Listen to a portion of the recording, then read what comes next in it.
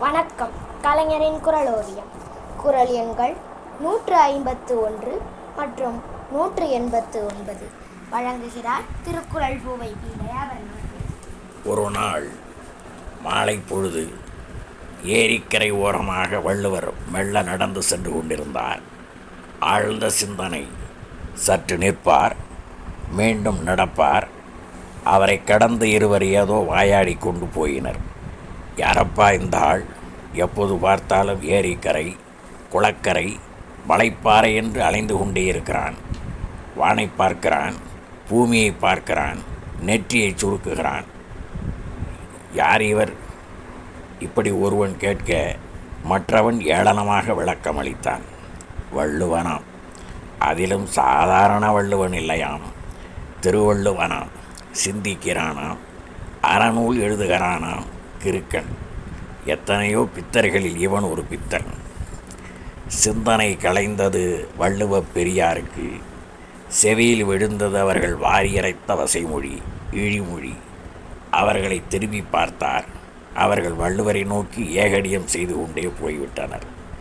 ஏரி ஓரத்தில் சிலர் கழனி வேலைகளில் ஈடுபட்டிருந்தனர்.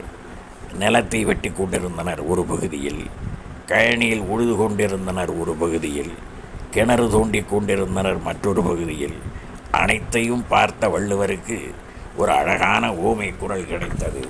தன்னை வெட்டியும் தோண்டியும் புண்படுத்துகிறவரையும் நிலம் பொறுத்து கொண்டு அவர்களையும் தன் மீதே தாங்கி நிற்கிறதல்லவா, அதை போலத்தான் நம்மை இகழ்ந்து பேசுகின்றவர்களையும் பொறுத்து கொள்வது நம் தலையாய பண்பாகும் என்று தனக்குத்தானே வள்ளுவர் சொல்லிக்கொண்டார்.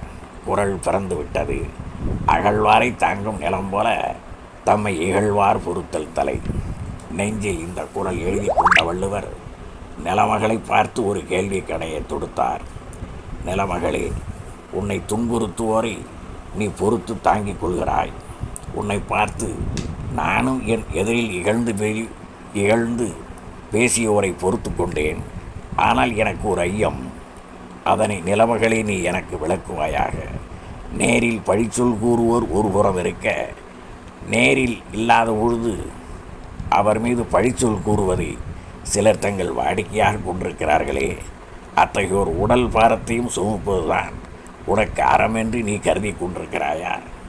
வள்ளுவர் கேட்ட இந்த கேள்வியும் ஒரு குரலாக வடிவெடுத்து விடுகிறது.